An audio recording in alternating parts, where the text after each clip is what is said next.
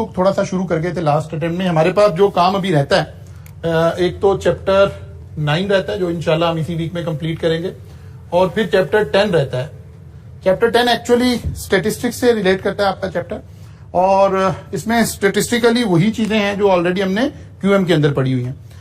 तो अगर तो आप आना चाहेंगे तो ठीक है, अदरवाइज ये 3 लेक्चर्स का काम है, ये मैं फिर इसकी वीडियोस आपको शेयर कर दूंगा। अगर आप, क्योंकि अब जो 3 दिन हमारे मंडे ट्यूसडे वाले आएंगे वो अशूरा वाले दिनों में आ जाएंगे, तो मैं लास्ट 3 डेज में इनकी रिकॉर्डिंग करवा के तो आपको वीडियो में प्रोवाइड कर दूंगा। ये एग्जैक्टली वही है जो क्यूएम में हमने पढ़ा हुआ है, ये जस्ट आपके लिए एक रिवीजन का इशू है अदरवाइज, लेकिन इंपॉर्टेंट इसलिए है कि इसमें से सवाल आ जाएगा, यानी एमसीक्यूज में भी क्वेश्चन आ सकता है, अदरवाइज भी कई छोटी मोटी चीजें 4-5 नंबर इस चैप्टर में से टच हो सकते हैं। ये जो चैप्टर 13 है, इसके बेसिक कॉन्सेप्ट को हमने अंडरस्टैंड करना है, सबसे ज्यादा जरूरी। मैं आपको इसको ओवरऑल कॉन्सेप्ट डिस्कस करता हूं। एक्चुअली सबसे पहले लास्ट टाइम हम पढ़कर गए थे कि रिस्क होता क्या है, रिस्क का मतलब क्या है। फिर इस चैप्टर में सिर्फ एक ये ISO 31000 एक रिस्क मैनेजमेंट फ्रेमवर्क है, यानी एक स्टैंडर्ड है जो स्टैंडर्डाइजेशन बता रहा है कि रिस्क हमें ऐसे एवेल्युएट करना चाहिए, ऐसे लेके चलना चाहिए। तो एक बस सिर्फ 1-2 चीजें हैं जिन बातों को हमें अंडरस्टैंड करना है। फिर आप 31000 पढ़ रहे होंगे तो आपको सारी की सारी समझ आ रही होगी। असल में हमें सबसे पहले रिस्क को आइडेंटिफाई करना पड़ता है। रिस्क की आइडेंटिफिकेशन सबसे पहला स्टेप हमारा होता है कि रिस्क को आप आइडेंटिफाई करें। रिस्क को आइडेंटिफाई करने के लिए हमारे पास 3-4 बातें हो सकती हैं। पिछले सारे चैप्टर जो आप पढ़ रहे हैं वो असल में अल्टीमेटली जब हम बिजनेस के ऊपर इंपैक्ट कैलकुलेट कर रहे थे तो वो रिस्क ही था। मसलन शॉर्ट एनालिसिस क्या चेक कर रहे थे हम, हमारी स्ट्रेंथ क्या है, वीकनेसेस क्या है। वीकनेसेस का मतलब क्या था, नेगेटिव साइड ऑफ रिस्क। इससे पहले हमने लास्ट लेक्चर में देखा था कि रिस्क असल में 2 साइड की बातें हो रही हैं। एक्चुअली ये तो रिवॉर्ड है, हम रिड्यूस करने की इसकी बात नहीं कर रहे हैं, हम इसको रिड्यूस करने की बात कर रहे हैं। रिस्क की जो नेगेटिव साइड है हम उसको रिड्यूस करने की बात कर रहे हैं। लास्ट लेक्चर में हमने भी कहा था कि 2 तरह का रिस्क हो सकता है। एक तो प्योर रिस्क है। प्योर रिस्क का मतलब है अगर वो रिस्क का इवेंट अकर हो गया तो हमेशा नेगेटिव साइड ही आएगी, पॉजिटिव कोई नहीं है। ठीक है ना, नेगेटिव साइड ही आएगी, पॉजिटिव साइड उसकी कोई नहीं है। मतलब खुदा ना खाता किसी शख्स को हार्ट अटैक हो जाए, ये रिस्क है, तो अगर वो हो गया तो ये नेगेटिव साइड ही है, इसकी पॉजिटिव साइड कोई नहीं है।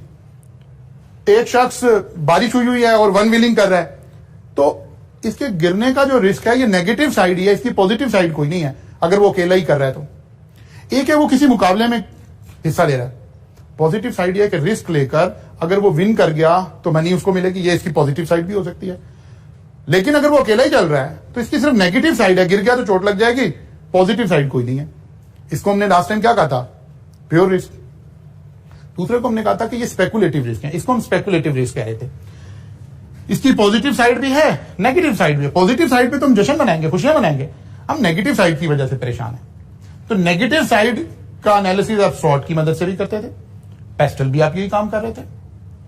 और इस चैप्टर में हम पढ़ने लगे एक ब्रेनस्टॉर्मिंग करनी। आपने सोचना है यार क्या रिस्क है, क्या कर लें तो हम इससे बच सकते हैं।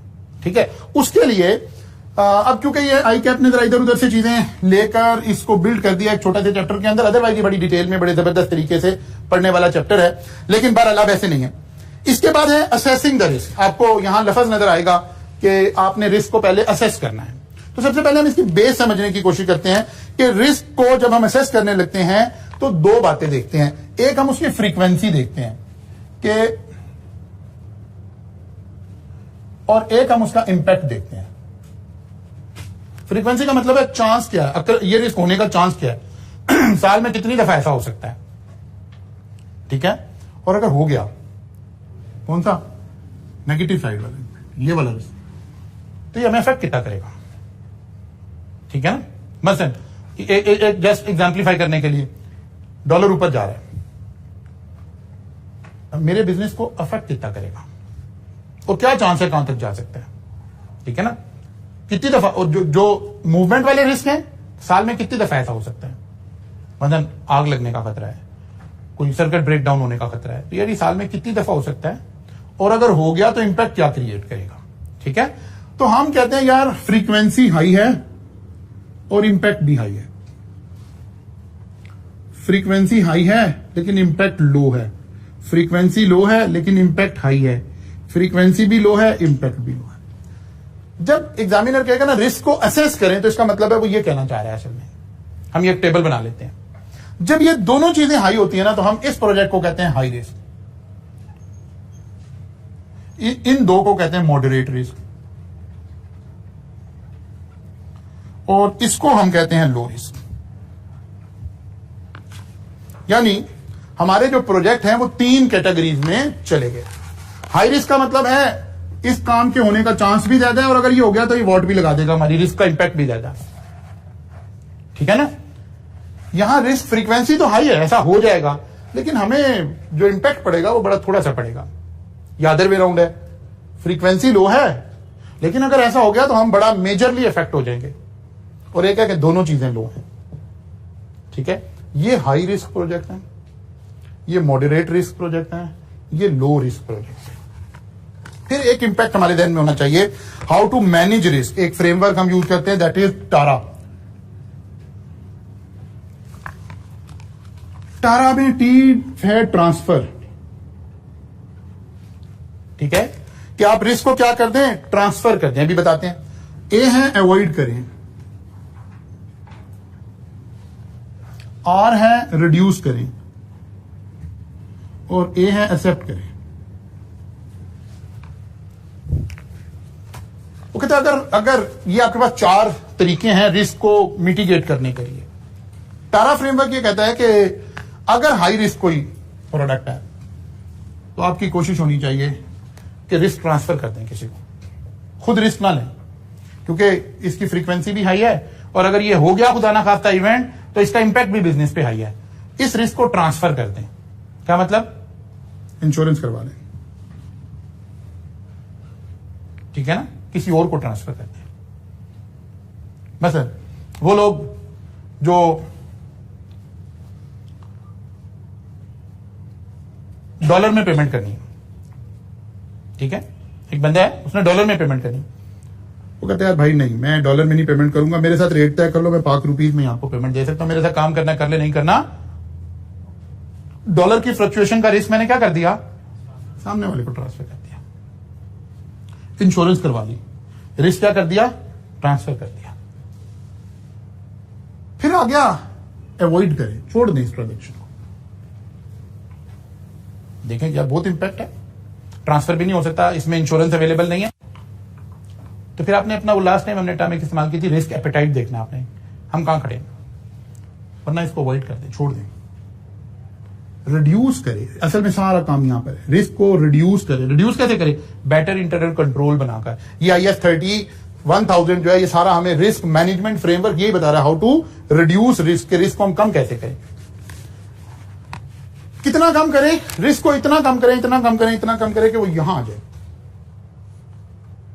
इंटरनल कंट्रोल सिस्टम से, रिस्क कमेटी से, सारे काम करके रिस्क को रिड्यूस करें और इतना कर दें कि वो लो हो जाए।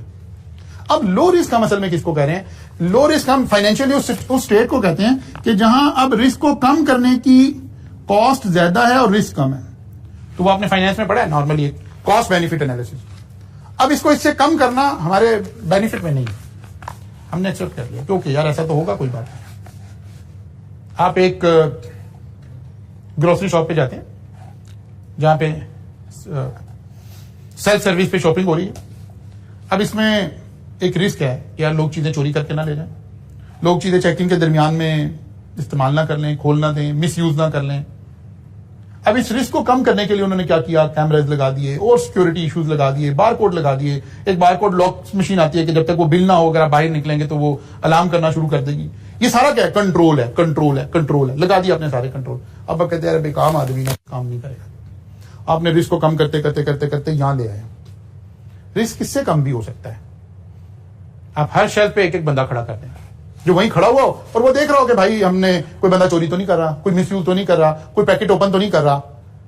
लेकिन वो कहते हैं यार हर शेल्फ पे एक बंदा खड़ा कर दें, बहुत ज्यादा कॉस्ट आएगी। अच्छा करंटली हमारी कितनी चीजें खराब हो रही हैं, वो कहते हैं यार रोज की 2-3 चीजें हो जाती हैं। वो कहते हैं ये 2-3 बंदों के लिए हम यहाँ 150 बंदों की टीम रख लें। अब ये फ्रेमवर्क कहता है अब इस रिस्क को क्या कर लें, एक्सेप्ट कर लें। ये सिस्टम का हिस्सा है, आप समझें कि ये 2-3% हमारी कॉस्ट है और इसको अब इसको रिड्यूस नहीं करना, क्योंकि अब रिड्यूस करने की कॉस्ट ज्यादा हो गई है और रिस्क कम रह गया। इस लेवल पर लें। अब एक एक बड़ा प्रॉब्लम है आपके, जाहिर है ये जो मैनेजेरियल पोर्शन है इस सारे के अंदर एक बड़ा मेजर एक इनबिल्ट प्रॉब्लम है कि ये पोर्शन चाह रहा है कि बच्चे का जहन इस्तेमाल हो। ये पहला 40% का पोर्शन चाह रहा है कि बच्चे का माइंडसेट ओपन कर दें, उसको कुछ टूल समझा दें, ये टूल है, ये टूल है, ये टूल है, ये टूल है। करना क्या है, उसका कोई फ्रेमवर्क अवेलेबल नहीं है। इसी पेपर का जो रिमेनिंग पोर्शन अवेलेबल है, how to calculate cost of capital, उसका एक फ्रेमवर्क अवेलेबल है। टीचर के लिए बड़ा आसान है कि आपको बताया यार ये 3 तरीके हैं कॉस्ट निकालने के। अच्छा जी, इस तरीके में अगर ग्रोथ या गिवन होगी, नहीं गिवन होगी तो ग्रोथ निकालने के ये 2 तरीके हैं, डिविडेंड ग्रोथ मॉडल लगा दें, फलां लगा दें। अब वो न्यूमेरिकली चीजें चलती जा रही हैं। आपको लग रहा है कि यार ये चीजें मुझे समझ आ गई हैं, ऐसे बंद हो गई। यहां प्रॉब्लम क्या है, यहां प्रॉब्लम है कि ये सारा एक फ्रेमवर्क डिस्कस हो रहा है। तो आप इसे अगेन एंड अगेन रीड करेंगे, बार बार रीडिंग करेंगे, समराइज करेंगे। मैंने कोशिश की जब आपको सारा कुछ ये पढ़ाया तो पहले 5 चैप्टर के अंदर पेस्टल डिस्कस हो रहा था, फिर जब वो 7 चैप्टर में और 8 चैप्टर में आया तो मैंने यहां आपको एक समरी बनाकर नोट्स भी दे दी। एक्चुअली नाउ एंड ऑनवर्ड आपने सिर्फ उसको यूज करना है। कहीं आपको ये ना समझ आए कि यार सोशल होता क्या है, कल्चरल होता क्या है, वो डेमोग्राफिक्स क्या है, फलां क्या है, पॉपुलेशन, फिर उस चैप्टर में जाने की जरूरत है। लेकिन अगेन एंड अगेन कोई कॉस्ट ऑफ कैपिटल की तरह फॉर्मूला नहीं मिल सकता कि यार 2 + 2 4 आ जाएगा जी। डिविडेंड ग्रोथ मॉडल की तरह फॉर्मूला नहीं मिल सकता कि ऐसे कर लेंगे। इक्विटी की वैल्यूएशन कैसे करेंगे, डेट की वैल्यूएशन कैसे करेंगे, टैक्स का इंपैक्ट कैसे डालेंगे, ये तो दायरा नहीं है इसमें। इसी तरह यहां भी यही बातें शुरू हो रही है। अब यहां उसने क्या किया, शुरू में ये सारा कुछ मैंने आपको लास्ट टाइम करवा के गया था मैं। अब ये ओवरऑल सारा जो रिस्क में जितना कुछ है, ये इस बात को हम इंप्लीमेंट करने की सोच रहे हैं। अब इंप्लीमेंट करने के लिए उसने आपके साथ किया क्या, उसने स्टैंडर्ड 31,000 आपसे डिस्कस किया, जिसमें आपके साथ आकर सबसे पहले ये समझाने की कोशिश की कि ये जितनी गुफ्तगू हो रही है ये क्या है जी। वो कह रहा है कि जो रिस्क है ना, रिस्क मैनेजमेंट प्रिंसिपल हमारे पास क्या है। जब आप रिस्क को मैनेज करने जा रहे हैं, ये वाले काम करने जा रहे हैं, तो आपके उसूल क्या है। वो कहते हैं सबसे पहली बात ये समझें कि इसका कोई एक रेडीमेड अवेलेबल सोल्यूशन नहीं है। रिस्क हमेशा कस्टमाइज होता है, यानी हर सिचुएशन में हर इदारे का अपना रिस्क है, ठीक है ना। Risk management process are tailored customise as per objective of the organisation. उस वक्त ऑर्गेनाइजेशन का ऑब्जेक्टिव क्या है, उस ऑर्गेनाइजेशन का कल्चर क्या है, उस ऑर्गेनाइजेशन के एम्प्लॉइज कैसे हैं, उस ऑर्गेनाइजेशन का इंटरनल कंट्रोल कैसा है, ये उसके मुताबिक एक पॉलिसी बनेगी। ह्यूमन एंड कल्चरल फैक्टर, कैसे लोग काम कर रहे हैं। मसलन अगर लोग प्रोफेशनल हैं, पढ़े लिखे हैं, तो फिर यहां और तरह का रिस्क है। और अगर अनट्रेन्ड लोग काम कर रहे हैं एक ऑर्गेनाइजेशन के अंदर, अकाउंट्स में ऐसे लोग काम कर रहे हैं जो अकाउंटेंट नहीं है, मैनेजमेंट में ऐसे लोग काम कर रहे हैं जो मैनेजर्स नहीं है, अब रिस्क और तरह का है। वो कहते हैं यार आपने ऐसे बंदे रखे क्यों हैं। कहते हैं यार हमारी ऑर्गेनाइजेशन का कल्चर ही ऐसे है, जो सेठ साहब रख लेते हैं हमने उसी बंदे से काम करवाना है। तब और तरह का रिस्क राइज हुआ। इसका मतलब है सबसे पहले कस्टमाइज होगा और ह्यूमन एंड कल्चर के मुताबिक होगा। फिर रिस्क कोई आइसोलेटेड इशू नहीं है, अलग करके नहीं देख सकते आप। ये एक इंटीग्रेटेड इशू है, सबके साथ जुड़ा हुआ इशू है। ये एचआर के साथ भी जुड़ा हुआ है, इंटरनल कंट्रोल सिस्टम के साथ भी जुड़ा हुआ है, बाकी सारी चीजों के साथ भी जुड़ा हुआ है, आपके नेचर ऑफ बिजनेस के साथ भी जुड़ा हुआ है। ये सब चीजों के साथ जुड़ा हुआ एक टॉपिक है। इसको अलग निकाल के नहीं देख सकते कि यार यहां क्या रिस्क है। नहीं, रिस्क सारी चीजों के साथ अटैच होके आपकी बिल्डिंग, आपका इंफ्रास्ट्रक्चर, आपका प्लांट, आपकी मशीनरी, इन सब चीजों से जुड़ा हुआ है रिस्क। आपका नेचर ऑफ बिजनेस, ये सब चीजें आपस में जुड़ी हुई हैं। बेस्ट अवेलेबल इंफॉर्मेशन, वो कहता है कि अगर इंफॉर्मेशन जो अवेलेबल है हम उसे टाइमली, प्रॉपरली और रेलिवेंट पर्सन को कम्युनिकेट करेंगे तो इससे रिस्क क्या होना शुरू हो जाएगा, रिड्यूस होना शुरू हो जाएगा। इसका मतलब है हमें अपने ये फिर ऊपर जाके जुड़ जाएगा, हमें अपनी ऑर्गेनाइजेशन में ये कल्चर डेवलप करना है कि अगर कहीं रिस्क आ गया है ना तो हम उसका फौरन डिस्क्लोजर दे दें। अच्छा, ये कल्चर कैसे नहीं होगा। एक बंदे ने आके बताया कि सर ये मसला हो गया यार, तुम्हें पहले ही कहा था, तुमने ऐसे नहीं, यानी ब्लेम गेम शुरू कर दी, फौरन उसको डांटना शुरू कर दिया। अब ये एम्प्लॉय क्या कर रहा होगा, कोई प्रॉब्लम आ भी रही है ना, ये उसको देखेगा यार हाइड करते रहो, कुछ नहीं होता, खैर है कोई बात। मतलब रिस्क क्या है जी, हम इस वक्त क्लासेस पढ़ा रहे हैं, हमें पता है पाकिस्तान में लाइट अवेलेबल नहीं होती, लाइट चली जाती है, ये एक रिस्क फैक्टर था। इसको रिड्यूस करने के लिए जनरेटर लगा दिया गया। अब अगला रिस्क क्या है, लाइट गई और जनरेटर भी ऑन ना होगा, सेकेंड रिस्क आ गया। अब जनरेटर के ऊपर कोई एक एम्प्लॉय खड़ा होगा जो हमें कल्चर डेवलप करना है, उसे जनरेटर की कोई चीज खराब होती नजर आ रही है, टाइमली बेसिस पर नजर आ रही है, उसको चाहिए। मसलन कुछ चीजें ना, आप गाड़ी परचेज करते हैं तो गाड़ी वाले आपको ना एक मेंटेनेंस बुक साथ ही दे देते हैं कि जी 5,000 किलोमीटर के बाद ये काम कराने हैं, 10 के बाद ये कराने हैं, 15 के बाद ये कराने हैं, 50,000 पे कराने हैं, 1.5 लाख पे कराने हैं। एक लॉग बुक उन्होंने मेंटेनेंस बुक आपको डे फर्स्ट पे दी होती है। अब आपका बिहेवियर है, एक चीज की लाइफ 5,000 किलोमीटर थी, आपकी गाड़ी 5,000 किलोमीटर चल गई है, इसका मतलब है रिस्क रिडक्शन क्या कह रहा है कि इस चीज को चेंज करवा लें। आपका कल्चर ये कह रहा है कि यार अभी कोई प्रॉब्लम नहीं है, चल तो रही है, ओके ठीक है, आप रिस्क कैरी कर रहे हैं, हाई रिस्क में जाना चाह रहे हैं, तो किसी दिन रोड साइड पे आप खड़े हुए होंगे, ये चीज खराब हो जाएगी और फिर वहां आपको होगा कि आप मुझे कौन सर्विस प्रोवाइड करेगा, कौन मुझे रेस्क्यू करेगा। ये आपने कल्चर डेवलप करना है। इसी तरह जी जनरेटर चल तो रहा है, भाई अभी क्या मसला है, वो कहते सर इसका ये फलां चीज का टाइम पूरा हो गया है, वो कहते तुम्हारा दिमाग खराब है, चल तो रही है। अब ये कल्चर है कि क्या कल्चर है, वो कह रहे नहीं, एक्चुअली तो रिस्क का उसूल क्या है कि जो अवेलेबल इंफॉर्मेशन है वो timely clearly available to the relevant stakeholder, उनको बता दिया जाए कि भाई ये चीज खत्म हो गई है, इसकी लाइफ खत्म हो गई है, अब ये किसी भी वक्त प्रॉब्लम क्रिएट कर देगा। हाँ आप देखें कि इसका इंपैक्ट क्या है। वो कहता है क्या होगा यार, 1 घंटे के लिए क्लास नहीं होगी, अच्छा अभी तो सेशन का शुरू है, कोई बात नहीं होगी खैर, इसका मतलब है you are willing to take the risk. और आप कहते हैं कि नहीं यार अब बिल्कुल हम नेक ऑफ टाइम खड़े हैं, यहां क्लासेस हमारे पास अवेलेबल नहीं है टाइम, नहीं यार इसको चेंज कर लो भाई।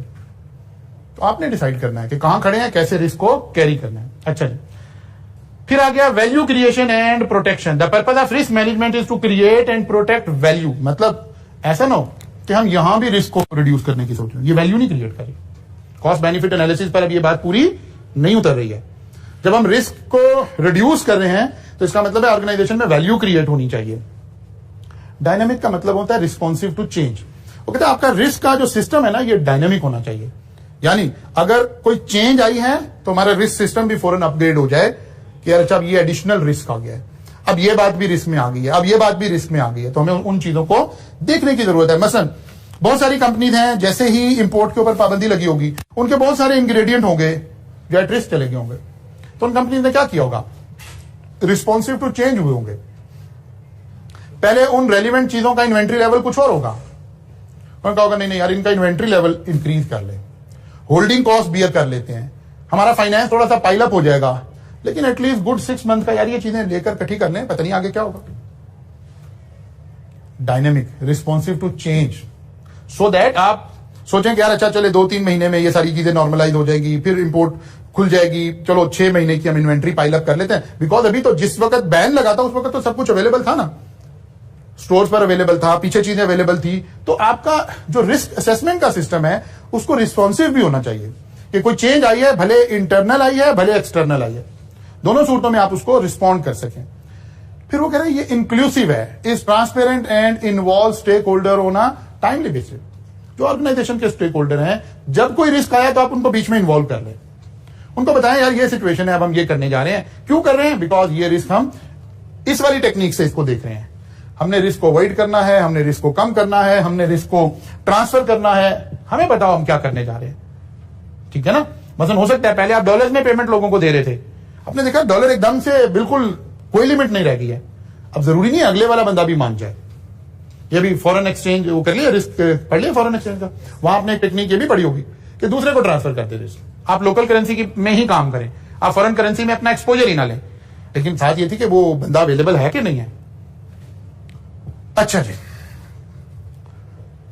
Structured and comprehensive risk management is a system and structured. Structured का मतलब होता है डॉक्यूमेंटेड हो, वेल डिफाइंड हो, कमेटीज बनी हुई हो, तो इसका मतलब है ये कंप्लायंस का इशू बन जाएगा, हमें इसको कंप्लाई विद करना है।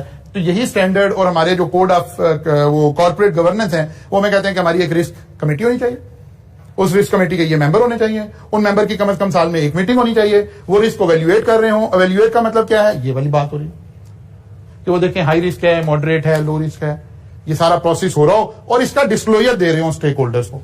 अब रिमेनिंग जो एरिया है उसमें 1 by 1 ये इस बात को एक्सप्लेन करना शुरू करते हैं। वो कहते हैं कि जो फंडामेंटल एलिमेंट है ना रिस्क के, वो लीडरशिप एंड कमिटमेंट है, इंटीग्रेशन है, डिजाइन है, इंप्लीमेंटेशन है, इवैल्यूएशन है, this is your evaluation, and improvement है। अब इनके ऊपर थोड़ी थोड़ी सी बातें हैं जिसको आपने याद करना है। लाइक लीडरशिप का क्या रोल है जी, जो लीड लोग कर रहे हैं उनका क्या रोल है। वो कहते हैं align risk management with strategy, objective and culture of the organisation. Leader का काम है कि वो जो रिस्क है उसकी जो पॉलिसी है उसके ऊपर जो बाकी सारा कुछ है उसको अलाइन करे रिस्क मैनेजमेंट को, किसके साथ, आपकी जो कंपनी की स्ट्रेटजी है उसके साथ, आपका जो ऑब्जेक्टिव है उसके साथ, और आपका जो कल्चर है उसके साथ। यानी ऐसा कल्चर डेवलप करे, ऐसी स्ट्रेटजी डेवलप करे जो इस रिस्क की जो पॉलिसी हमने बनाई है उसको क्या कर सके, कैरी कर सके।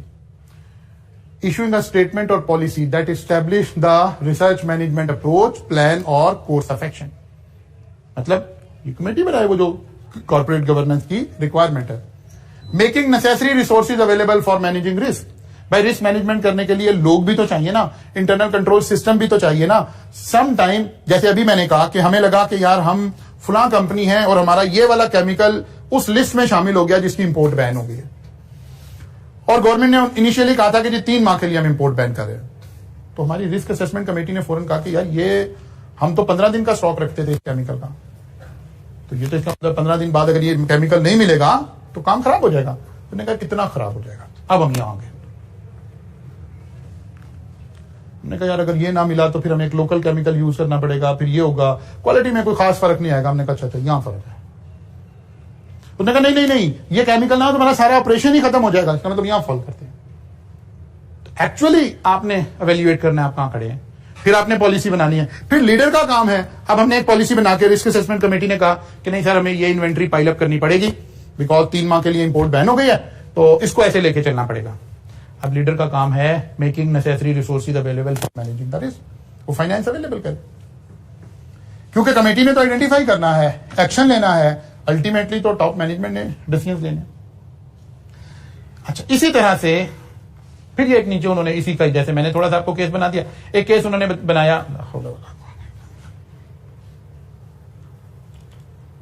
एक केस इन्होंने बनाया जिसके अंदर इन्होंने बताया कि एक कंपनी थी जो सप्लाईज वगैरह दे रही थी किसी आर्मी के इदारे को, फिर उन्होंने थोड़ा सा रिस्क लिया और दूसरे उसके ऊपर चले गए, एक डिसीजन लिया लेकिन बहरहाल वो हुआ ना, कामयाब ना हुआ। एक इस तरह की केस स्टडी आपके साथ डिस्कस की जा रही है यहां पर।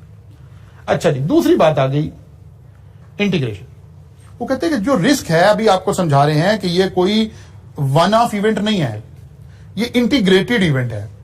बल्कि उसने यूके का एसीसी ने एक सवाल के अंदर एक बड़ा खूबसूरत टर्म इस्तेमाल की थी, मुझे वो आज तक मेरे जहन में आ रही, इंटरलॉक्ड, लिखे कहीं पर इंटरलॉक्ड, या और एक टर्म इस्तेमाल हुई थी दैट इज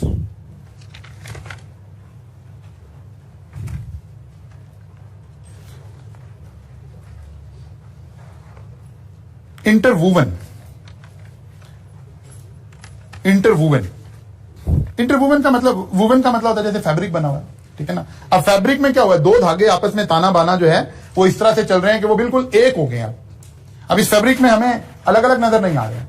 वो कह रहे हैं कि एक्चुअली रिस्क इंटरवूवन टॉपिक है, सारी चीजों ने आपस में मिलकर एक हो जाना है, फिर आपने रिस्क को वैल्यूएट करना है। और यहां उसने एक बड़ी अच्छी केस स्टडी दी। उसने कहा कि एक शॉप के ऊपर, एक ज्वेलरी की शॉप के ऊपर एक ऑनर ने, सीईओ ने एक स्टेटमेंट पास कर दी और खड़े होकर कह दिया कि यार ये क्वालिटी हम प्रोवाइड कर रहे हैं कस्टमर को। उसकी वो एक स्टेटमेंट लोगों ने इतना उसको पब्लिसाइज कर दिया कि इस ज्वेलरी के बड़े ब्रांड को अपना नाम चेंज करना पड़ा अपना ये टैग हटाने के लिए, कि उसके साथ एक टैग लग गया। वो कह रहे इतनी इंटरवूवन है कि अगर सीईओ कहीं खड़ा होकर एक स्टेटमेंट दे रहा है तो वो स्टेटमेंट भी रिस्क में फॉल करवा सकती है। फेसबुक की मिसाल हो सकती है। अगर हम अपने कल्चर में देखें, अगर इसी इंटरवूमेन की मिसाल देखें, जब हमारे यहां अगरचे मामलात भी अपनी जगह बेताशा खराबियां मौजूद हैं, उनको ठीक होने की जरूरत मौजूद है, लेकिन एक्चुअली ठीक करते करते उस चीज को खत्म नहीं करना होता, बल्कि पॉजिटिव चेंज लेकर आनी होती है। जैसे जब पंजाब फूड अथॉरिटी का वो आया, इदारा बना, आपको याद होगा कि वो एक फीमेल इंस्पेक्टर थी, बड़ा नाम उसने उस वक्त कमाया सिर्फ इसी बेस पर। उसने रोज रेस्टोरेंट पे जाना और वहां जो कुछ होना उसने उठा के वो सोशल मीडिया पे डाल देना, ठीक है, मेरे नाम ध्यान में नहीं आ रहा।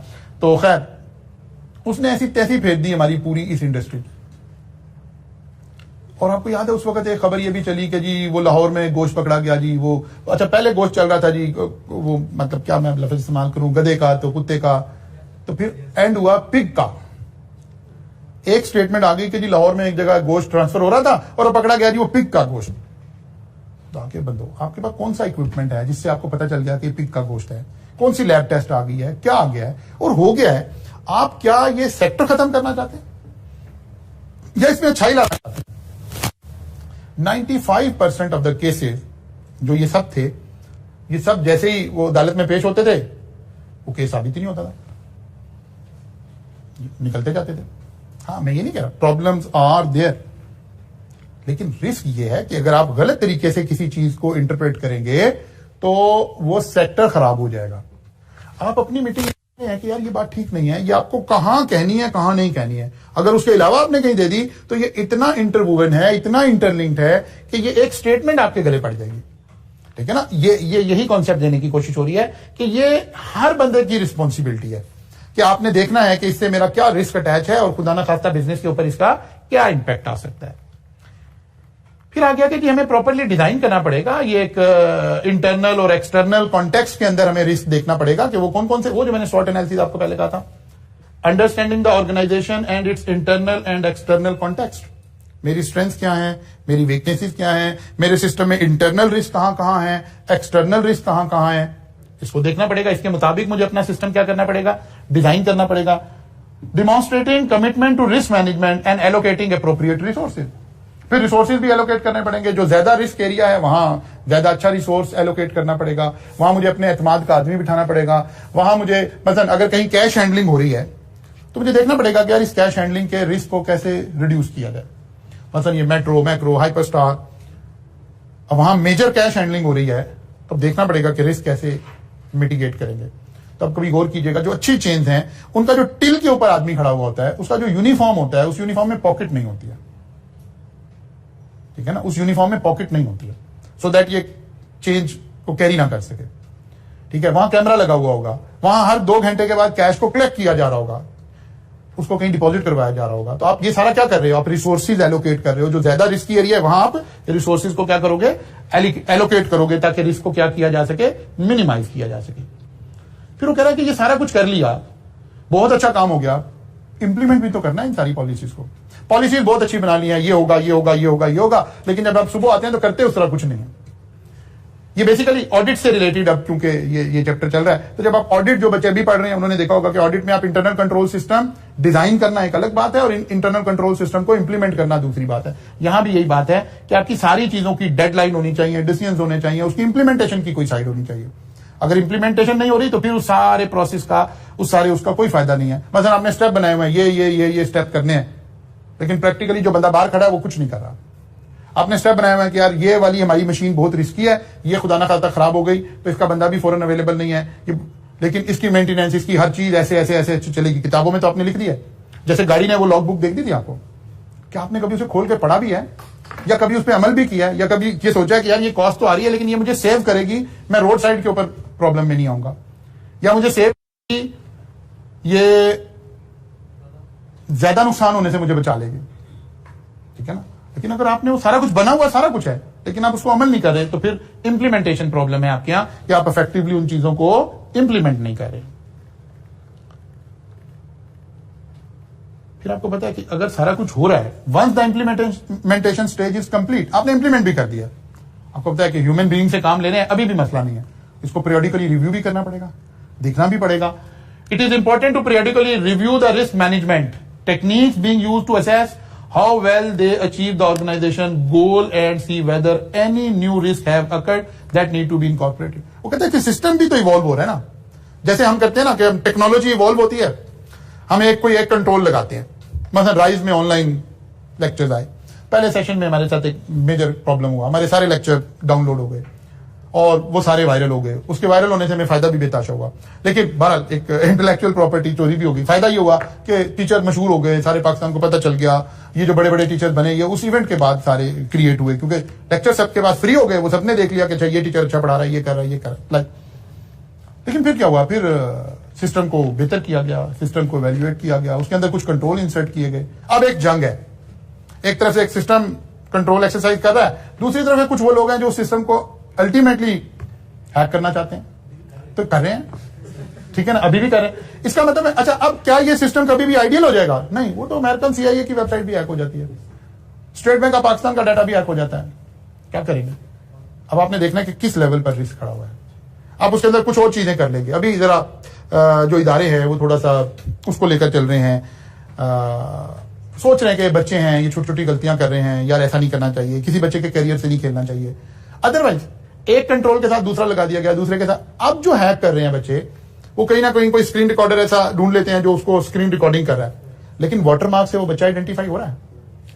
अभी ग्रेस ऑफ पर्सनैलिटी इंस्टीट्यूट दिखा रहे हैं, वरना वो बच्चा हाईलाइट हुआ हुआ है और उस बच्चे को मसाइल में डाला जा सकता है, लेकिन इंस्टीट्यूट सोच रहे हैं यार ये स्टूडेंट है, चलो बेचारा कोई बात नहीं, ठीक है ना। लेकिन अगर आप रिस्क पढ़ रहे हैं तो वो बच्चा भी रिस्क कैरी कर रहा है, क्योंकि बच्चा हाईलाइट हुआ हुआ है, वो बच्चा बचा हुआ नहीं है, उसका वाटरमार्क अवेलेबल है। मेरे पास मेरे जितने सिस्टम के बच्चे हैं मेरे पास आइडेंटिफाइड है, CRN आ रहा है उसका, और एक लेटर की मारे ICAP उसका कैंसिल कर देगा, क्योंकि ये तो आपको उधर बीला में पढ़ा ICAP इसलिए रहा है कि आपको पता हो कि आप डेटा प्रोटेक्शन के रूल्स के हैं। लेकिन वो जब भी बात हमारे सामने आती है हम कहते हैं चलो कोई बात नहीं यार, अच्छा कोई बात नहीं, चलो खैर है। ये भी इंस्टीट्यूट ऐसे सोच रहे हैं, इसलिए बच्चों को भी देखना चाहिए। अच्छा जी, तो वो कह रहे हैं इसके बाद आ गया जी इंप्रूवमेंट। जाहिर है कंटिन्यूसली हमें इंप्रूव करना है रिस्क मैनेजमेंट, और introduce new technique to implement plan to add new risk. अगर कोई नया रिस्क आ गया, क्योंकि सिस्टम में नए रिस्क आते रहेंगे, जैसे पिछले 3-4 माह से बेतहाशा रिस्क नए आ गए हैं सिस्टम के अंदर, करेंसी की बेकदरी होने की वजह से, पॉलिटिकल अनरेस्ट होने की वजह से, इंपोर्ट बैन होने की वजह से, ये अनप्रेसिडेंटेड हालात हैं। इससे पहले पाकिस्तानी बिजनेसमैन ने ऐसे हालात नहीं देखे हुए। इतनी ज्यादा अनसर्टेनिटी हमने 65 की जंग में नहीं देखी थी, ठीक है ना, पॉलिटिकल अनरेस्ट। इससे ज्यादा करेंसी की बेकदरी कभी जंग में भी नहीं हुई थी। तो ये सारे रिस्क हैं, ये सारे फैक्टर्स हैं जो कि हुए जा रहे हैं, और हर आने वाला दिन जो है वो एक नया रिस्क लेकर आ रहा है, एक नई चीज जो है वो क्रिएट होती जा रही है। तो बिजनेसेस करना, और जब आप चीज लेने जाते हैं तो वो आप चीज खरीदने जाते हैं ना, तो आप बार्गेनिंग कर ही नहीं पाते हैं। वो कहते सर अवेलेबल ही नहीं, आप क्या बात कर रहे हैं, ठीक है ना। आप मतलब कोई भी ऐसी इंपोर्टेड चीज है जो हर चीज ही इंपोर्ट हो रही, बना तो हम कुछ रहे नहीं थे। आप एक एसी लेने चले जाओ, कहते हैं सर ये अभी का रेट है, कल नया रेट होगा, कम भी हो सकता है, ज्यादा भी हो सकता है, डॉलर के साथ अटैच हुआ हुआ है। तो कहते हैं अच्छा यार इस कलर में मिल जाएगा, कहते हैं सर अब इंपोर्ट कोई नहीं हो रही, देखना पड़ेगा, जो कलर है बस वो मिलेगा आपको। तो और तरह के रिस्क आ गए हैं, और तरह की चीजें आ गई हैं, ऑब्वियसली इन सारी चीजों को देखने की जरूरत है। अब ये सारा प्रोसेस हमें सिर्फ यही बातें समझा रहा था। वो कहता है कि रिस्क को मैनेज करने का प्रोसेस क्या हो सकता है। वो कहता है जब आपने रिस्क को मैनेज करना है तो उसमें सबसे अहम risk management process outline in 31,000 standard include the following activity: communication and consultation. कहते सबसे पहले तो रिस्क कम्युनिकेट करें, हर बंदे को रिस्क की एक अवेयरनेस आ रही हो, और कंसल्टेशन के साथ हो, यानी जो जिसका शोबा है उससे पूछा जाए यहां क्या रिस्क है, कैसे है, उसको वैल्यूएट करे। Scope, context and criteria. Risk assessment, ये रिस्क असेसमेंट। अब यहां उसने खाली अल्फाज इस्तेमाल कर दिए, उसके बैकएंड पे नॉलेज नहीं डिस्कस किया। रिस्क ट्रीटमेंट, क्या करोगे, असेस कर लिया, उसको ट्रीट कैसे करना है, ट्रांसफर करना है, अवॉइड करना है, एक्सेप्ट करना है, रिड्यूस करना है, क्या करना है, तो ये आपको यहां सोचना पड़ेगा। Monitoring and review and recording and reporting. जाहिर है एक आपने रिस्क कमेटी बनानी है, रिस्क असेसमेंट कमेटी बनानी है। जैसे ऑडिटर अपनी रिपोर्ट दे रहा है, जैसे सी-लॉ में आपने पढ़ा कि डायरेक्टर्स अपनी रिपोर्ट देंगे, ठीक है, इसी तरह से इस कमेटी ने, अब ये गवर्नेंस का इशू है, इस कमेटी ने, इसके मेंबर्स हैं, इसकी एनुअल मीटिंग हो रही हैं, इन्होंने कंटिन्यूसली रिस्क के ऊपर कमेंट करने हैं, और इन्होंने बताना है कि हमने रिस्क को मिटिगेट करते करते या मॉडरेट लेवल पर लेकर आए हैं या लो रिस्क। यहां पर ऑर्गेनाइजेशन अब काम नहीं करती है, इसके ऊपर ये सारी बात हो रही है कि हाई रिस्क प्रोफाइल हमने काम नहीं करना, रिस्क को कम करना है, मॉडरेट करना है और नीचे लेकर आना है। तब ये सेल्फ एक्सप्लेनेटरी चीजें बन जाएंगी इंशाल्लाह ताला। ये 2-2, 3-3 पॉइंट आपने यहां से रिकॉल करने हैं, याद करने हैं।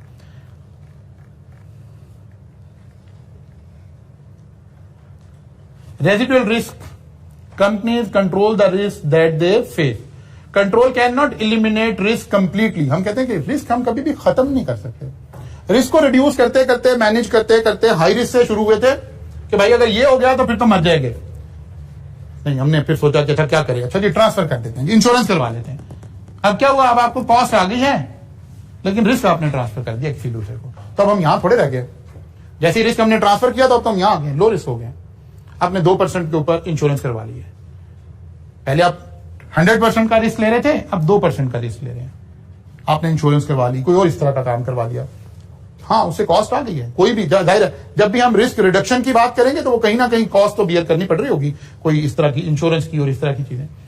वो कह रहे हैं लेकिन कभी भी ऐसा नहीं हो सकता कि रिस्क इलिमिनेट हो जाए, जीरो रिस्क हो जाए, नहीं, या कॉस्ट बढ़ जाएगी वो रिस्क आ जाएगा। हाँ, आपने क्या करना है, रिस्क को कंट्रोलेबल लेवल पर ले आना, यानी वो वाले लेवल पर ले आना, ताकि आप रिस्क को बियर कर सकें, आपका रिस्क एपेटाइट ऐसा हो जाए कि आप वो रिस्क ले सके, कैरी कर सकें। फिर वो कह रहा है कि रिस्क की ट्रीटमेंट के लिए formulating and selecting risk treatment option, planning and implementation risk treatment, assessing the effectiveness of that treatment, deciding whether the remaining risk is acceptable। यानी वो ये वाली जब आप टेक्निक लगा रहे हैं, ये टेरा वाली टेक्निक्स लगा रहे हैं, उसने नाम यूज नहीं किए, ये टेक्निक्स लगा रहे हैं, उसके बाद आपने देखना है अब मैं कहां खड़ा हूं, यहां आ गए, ओके ठीक हो गया, डन। अल्टीमेटली आपने जिंदगी में रिस्क को क्या करना है, एक्सेप्ट करना। एक लेवल पर लाकर आपने रिस्क को एक्सेप्ट करना। हम इस वक्त सब इस क्लासरूम में बैठे हुए पढ़ रहे हैं, क्या यहां कोई रिस्क नहीं है? वो सारे रिस्क कैरी करें, हम उसको एक्सेप्टेबल लेवल पर लाकर एक्सेप्ट करें। यहां सब तरफ इलेक्ट्रिकल चीजें लगी हुई हैं, कोई इलेक्ट्रिक शॉर्ट सर्किट हो जाए, कोई कुछ हो जाए, ये रिस्क हम कैरी कर रहे हैं। आप गाड़ी पे सफर कर रहे हैं, आप रिस्क कैरी कर रहे हैं। आप बाई एयर सफर कर रहे हैं, आप रिस्क कैरी कर रहे हैं। लेकिन आप क्या करते हो, आप कहते हैं पहले पता करें ये PIA तो नहीं है, फिर आप कहते हैं नहीं एमरेट्स है, कहते चलो इतना रिस्क ले लेता हूं। क्या इलिमिनेट हो गया? इलिमिनेट अभी भी नहीं हुआ। रिस्क तो आपने कैरी करना है, लेकिन आप रिस्क को क्या कर रहे हैं, इलिमिनेट कर रहे हैं, रिड्यूस कर रहे हैं, कम से कम कर रहे हैं। जब आप गाड़ी ड्राइव कर रहे हैं तो क्या आप रिस्क नहीं ले रहे हैं? रिस्क ले रहे हैं।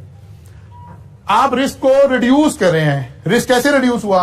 और कहा यार पहले तो सीट बेल्ट लगा ले, फिर उन्होंने कहा नहीं यार हमारे पास जो है ना इतने एयर बैग्स हैं इस गाड़ी में, इसका ये सेफ्टी मेजर है, इसका ये सेफ्टी मेजर है, इसका ये सेफ्टी मेजर है। ये सब चीजें क्या कर रही हैं, रिस्क रिड्यूस कर रही है। लेकिन क्या रिस्क खत्म हो गया है? खत्म नहीं हुआ है। इसके अलावा बहुत सारे रिस्क हैं जो नए आ जाएंगे, जो सर्कमस्टांसेस में आ जाएंगे। तो आपने रिस्क को सिर्फ एक एक्सेप्टेबल लेवल पर लाना है और अल्टीमेटली तो फेस करना है। ऐसे ही बिजनेस ने भी फेस करना है। If not acceptable, taking further treatment. वो कहता है कि अगर deciding whether the remaining risk is acceptable, क्या यहां पहुंच गए? क्योंकि अल्टीमेटली आखिरी क्या है, एक्सेप्ट कर ले रिस्क को। कम करते करते करते करते कहां आ जाए, एक्सेप्ट कर लें। और अगर अभी एक्सेप्टेबल लेवल नहीं है तो फिर दोबारा वापस चले। इसका मतलब है अभी रिस्क रिड्यूस करके कॉस्ट बेनिफिट एनालिसिस लगाया जा सकता है। तो ये एक ओवरऑल सारी एक ट्रीटमेंट चल रही है, इसको आपने रीड आउट कर लेना है चैप्टर को, ठीक है। इसके बाद इसकी मैं रिस्क मैनेजमेंट में वो मैंने आपको उधर समझा दिया है। दो अच्छे सवाल आपको नजर आएंगे, question number 1 and question number 2। इनको जरूर आपने पढ़ना है थ्योरेटिकली आंसर देने के लिए। ये जो कुछ हमने पढ़ा है इन दो के सिर्फ आंसर को रीड करेंगे तो आपको दोबारा सिस्टम समझ आ जाएगा। यानी ISO 31000 का इस पार्ट ए का जवाब पढ़ेंगे, जो कि यहां नजर आ रहा होगा आपको, तो आपको बहुत सारा जो जितनी मैंने कहानी सुनाई है वो लिंक हो जाएगी सारी की सारी इससे कि अच्छा ऐसे ये काम हमें करना पड़ रहा होगा। अगेन प्रॉब्लम इश्यू अपनी जगह रहेगा। फिर याद रखें कि ये वाला पोर्शन आपकी ग्रिप में जब आएगा जब आप 3-4 दफा रिवीजन कर चुके होंगे, क्योंकि ये आपके माइंड की बात हो रही है। मैं फिर कह रहा हूं कहीं कोई ऐसी चीज अवेलेबल नहीं है कि मैं कहूं क्या दिस प्लस दिस ऐसे करेंगे। बड़ा आसान है डिविडेंड ग्रोथ मॉडल कैलकुलेट करना, कि ग्रोथ आ रही होगी, एक्सेप्शनल ग्रोथ आ रही होगी, उसे क्रॉस कर देंगे, कॉस्ट ऑफ कैपिटल ऐसे निकालेंगे, कॉस्ट ऑफ डेट ऐसे निकालेंगे, इक्विटी में ये चीजें देखते हैं जहां न्यूमेरिकली कोई चीजें आ गई। इन सारे 5 चैप्टर का मकसद है कि बच्चे को एक जर्नली अवेयरनेस क्रिएट हो जाए, फिर वो उस पर अपनी लैंग्वेज में अपनी सेंस से कमेंट कर सके। बाज दफा 2 बच्चे बिल्कुल ऑपोजिट कमेंट करके आएंगे, लेकिन क्योंकि उन्होंने अपना केस उस तरह बिल्ड किया होगा, दोनों का आंसर ठीक ट्रीट होगा। लेकिन डिविडेंड ग्रोथ मॉडल में दोनों का आंसर ठीक नहीं होगा, एक का ठीक होगा एक का गलत होगा। इसलिए 2-3 दफा इन चैप्टर को रिवाइज करें। और जब मैंने जाके आगे आपको उसमें पेस्टल में जो समरीज प्रोवाइड की हैं, जहां मैंने ऑल पॉसिबल चीजें आपको लिख लिख के दे दी थी, उनको बुनियाद बना लेना नाउ एंड ऑनवर्ड। पिछले चैप्टर सिर्फ इसलिए एक दफा गो थ्रू करें कि वो जो 1 मार्क्स 2 मार्क्स टाइप की कोई चीजें आ जाती हैं छोटी छोटी सी डिफरेंशिएट करने के लिए, बस उतनों की हमें उसकी जरूरत है। अदरवाइज आपके करने का काम चैप्टर 7, चैप्टर 8, चैप्टर 9 इनको अब ये अगर आप देखें तो ये इतना सा कोर्स बनेगा। इसको 2-3 दफा पढ़ें, again and again, again and again, revise करें, रिवाइज करें, रिवाइज करें। अगर आप यहां से बाहर आना चाहते हैं। इंशाल्लाह कल हम चैप्टर 9 को देखेंगे, एथिकल डिसीजन मेकिंग देखेंगे।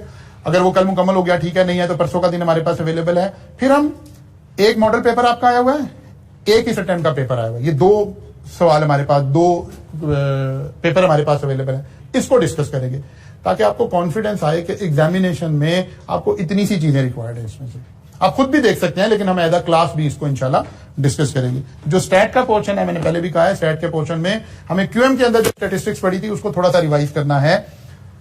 तो हम इन 3 छुट्टियों में उन लेक्चर्स को रिकॉर्ड कर लेंगे, इंशाल्लाह आशूरा के अंदर हम आपको वो प्रोवाइड कर देंगे, क्योंकि उन 3 दिन क्लास नहीं हो सकेगी। और अगर सिर्फ स्टैट ही है, आपने फिजिकली आना है, तो फिर उससे अगले वीक में आके फिजिकली कर लें। ये अब आप लोगों ने डिसाइड करना है। एक्सपेक्टेड वैल्यू निकालनी है, रिग्रेशन निकालना है, वो सारा काम आपने ऑलरेडी किया हुआ है। हाँ, वो इसीलिए तो कह रहे हैं ना कि क्या खाली वीडियो देखने से भूली हुई यादें वापस आ जाएंगी कि क्लास में भी आना, ये पूछ रहे हैं। ठीक है ना, ये पूछ रहे हैं जी। रिकॉर्ड में आपको बता देता हूं, कल बता दूंगा। उनमें से जो बच्चा फिजिकली आना चाहेगा उस टाइम पे आ जाएगा। ठीक है ना, कल मुलाकात होगी इंशाल्लाह, हम एथिकल डिसीजन मेकिंग के ऊपर गुफ्तगू करेंगे।